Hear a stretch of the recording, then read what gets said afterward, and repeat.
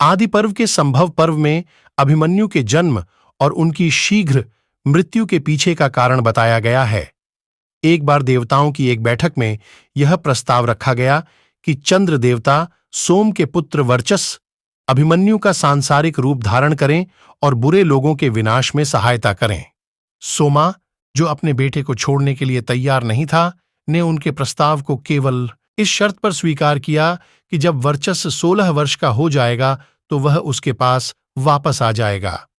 अभिमन्यु का जन्म पांडव भाइयों में से तीसरे अर्जुन और उनकी पत्नी सुभद्रा से हुआ था, जो यदुवंश से थे।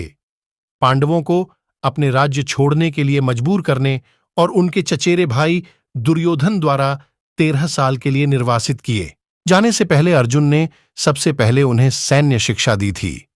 इस दौरान सुभद्रा अपने भाई के घर द्वारका राज्य में रहीं और अपने परिवार की मदद से अभिमन्यु का पालन पोषण किया। अभिमन्यु ने बलराम और कृष्ण के साथ साथ अपने चचेरे भाई प्रद्युम्न से सैन्य शिक्षा प्राप्त की। जब पांडव निर्वासन से लौटे तो दुर्योधन ने उन्हें उनका राज्य वापस देने से इनकार कर दिया, जिसके कारण अंततः कुरुक्षेत्र युद्ध छिड़ गया। अर्जुन ने अभिमन्यु को चक्रव्यूह, एक दुर्जेय सैन्य संरचना जो कई रक्षात्मक दीवारों की भूल भुलैया जैसी थी, को तोड़ने की रणनीति सिखाई। युधिष्ठिर के अनुसार अभिमन्यु उन 4 योद्धाओं में से एक था जो इस कौशल को जानते थे। एक बात की लोककथा में कहा गया है कि अभिमन्यु ने यह जानकारी अर्जुन से अपनी मां के गर्भ में रहते हुए ही सीख ली थी। हालांकि वह यह सुनने में असमर्थ था कि चक्रव्यूह से कैसे बाहर निकला जाए, और यही अधूरा ज्ञान बाद में उसकी मृत्यु का कारण बना। अभिमन्यु के विवाह का वर्णन महाकाव्य की 4थी पुस्तक विराट पर्व में किया गया है। पांडवों को अपने निर्वासन के अंतिम वर्ष के दौरान गुप्त रूप से रहना पड़ा और खोजे जाने से बचना पड़ा। पांडव छद्मवेश में मत्स्य राज्य में रहे और वहां के शासक विराट की सेवा की। राजा की बेटी उत्तरा को अर्जुन ने नृत्य और संगीत सिखाया था, जो बृहन्नला नामक किन्नर होने का नाटक करता था।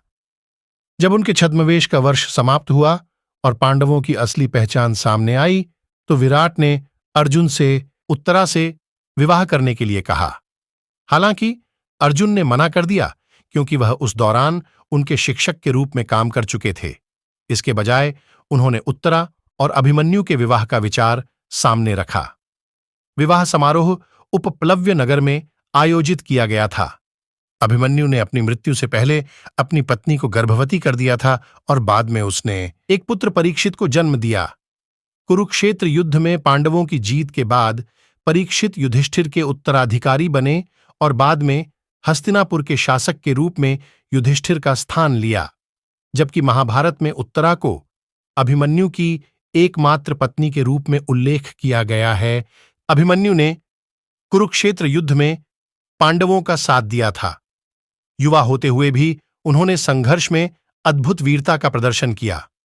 महाकाव्य की 5वीं पुस्तक उद्योग पर्व में अभिमन्यु को भीष्म द्वारा अतिरथी के रूप में वर्गीकृत किया गया था, जो कुरुवंश के मुखिया थे, जिन्होंने संघर्ष के पहले 11 दिनों के दौरान कौरव पक्ष की देखरेख की थी। भीष्म पर्व में युद्ध के पहले 11 दिनों के दौरान लड़ी गई लड़ाइयों का विस्तृत विवरण है, जब भीष्म ने कौरव पक्ष के सेनापति के रूप में कार्य किया था। अभिमन्यु ने पहले दिन सबसे पहले कोसल के राजा बृहद्बल के साथ युद्ध किया। बाद में भीष्म के साथ एक भयानक युद्ध के दौरान अभिमन्यु ने भी भीष्म के ध्वजदंड को तोड़ दिया। वह दूसरे दिन दुर्योधन के पुत्र लक्ष्मण के साथ युद्ध में लगे। इसके बाद उन्होंने अर्जुन द्वारा बनाए गए अर्धवृत्ताकार व्यूह में एक स्थान हासिल कर लिया, जिसे अर्धचंद्र व्यूह के नाम से जाना जाता है। उन्होंने गांधारों से भी जमकर युद्ध किया, और जब उन्होंने शल्य पर आक्रमण किया तो मगध राजा जयतसेन और उनके हाथी का वध कर दिया गया। युद्ध में भीम की सहायता करने के बाद अभिमन्यु एक बार फिर लक्ष्मण को हराने के लिए आगे बढ़ा। इसके अतिरिक्त विकर्ण, चित्रसेन और अन्य कौरव भाइयों को अभिमन्यु ने परास्त कर दिया था। बाद में उन्होंने पांडव पक्ष के सेनापति धृष्टद्युम्न द्वारा निर्मित श्रृंगठक व्यूह में अपना स्थान ग्रहण किया। अभिमन्यु ने अंबष्ठ और अलम्बुश को भी हराया। फिर वह सुदिष्णा, दुर्योधन और बृहद्बल के साथ युद्ध में लग गया। अभिमन्यु की मृत्यु का वर्णन महाभारत के 8वें ग्रंथ द्रोण पर्व के अभिमन्यु वध पर्व में विस्तार से किया गया है। 11वें दिन भीष्म की हार के बाद द्रोण, जो पहले पांडवों और कौरवों दोनों के शिक्षक थे, को कौरव पक्ष का नया नेता नामित किया गया था। 12वें दिन खराब प्रदर्शन के बाद दुर्योधन ने उसे डांटा और पांडवों को हराने की उसकी प्रतिज्ञा याद दिलाई। द्रोण ने शर्मिंदा होकर चक्रव्यूह शुरू करने का निर्णय लिया। चूंकि अर्जुन चक्रव्यूह रक्षा में कुशल थे, इसलिए उन्होंने दुर्योधन से अर्जुन का ध्यान भटकाने का अनुरोध किया। 13वें दिन संशप्तकों द्वारा अर्जुन को दक्षिण की ओर घुमा दिया गया। द्रोणाचार्य के नेतृत्व में कौरवों की सेना ने फिर खुद को चक्रव्यूह की व्यूह रचना में व्यवस्थित किया। द्रोण, कर्ण, शल्य, कृपा, अश्वत्थामा, दुर्योधन, जयद्रथ, दुःशासन और भूरिश्रवा जैसे महारथियों ने लाखों सैनिकों द्वारा संरक्षित पहिया संरचना बनाई। पांडव सेनाएं युद्ध में शामिल होने के लिए आगे बढ़ीं, लेकिन द्रोण के घातक बाणों से सभी को पीछे हटना पड़ा। चक्रव्यूह में प्रवेश करने में सक्षम कुछ लोगों में से एक के रूप में अभिमन्यु को युधिष्ठिर द्वारा कार्य दिया गया था। अभिमन्यु ने युधिष्ठिर को याद दिलाया कि वह संरचना से भागने के बारे में नहीं जानते थे, लेकिन युधिष्ठिर ने उन्हें समझाया कि उनके योद्धा घातक खतरे के मामले में मदद करने के लिए उनका पीछा कर रहे थे। तब अभिमन्यु ने अपने सारथी सुमित्रा को द्रोण की ओर जाने का आदेश दिया, जबकि पांडव उसके पीछे पीछे चल रहे थे। कौरव सैनिकों ने अभिमन्यु पर हमला किया, लेकिन उसने उनकी दुर्जय रक्षा को भेद कर उसे छिन्न भिन्न कर दिया। तब दुर्जय कौरव योद्धाओं ने उसे चुनौती दी। अलग अलग युद्धों में अभिमन्यु ने दुर्योधन, दुःशासन, द्रोण, अश्वत्थामा, कर्ण, शकुनी को हराया।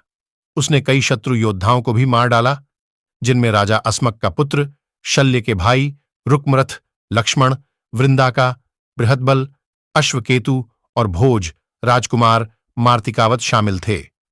अपने बेटे की हत्या से क्रोधित दुर्योधन ने द्रोण को अभिमन्यु की हत्या की मूल योजना को बदलने का निर्देश दिया। पांडवों की सेना को जयद्रथ ने रोक दिया, जिसने अंततः उन चारों को परास्त कर दिया और अभिमन्यु को अकेला छोड़ दिया। दुर्योधन के कुख्यात चाचा शकुनी ने उस पर एक साथ हमला करने की रणनीति बनाई, जिसने युद्ध के नियमों का उल्लंघन किया। अभिमन्यु पर तुरंत 6 महारथियों द्रोण, कर्ण, कृपा, कृतवर्मा, अश्वत्थामा और शकुनी ने हमला कर दिया। उन्होंने उसके रथ को ध्वस्त कर दिया, उसके रथ के घोड़ों को मार डाला, उसके हथियार तोड़ दिए और उसे कई बाणों से मार डाला। अभिमन्यु ने रथ के पहिए का उपयोग करके लड़ना जारी रखा। भले ही वह इस बिंदु पर थका हुआ और निराश था और कई गांधार सैनिकों को मार डाला।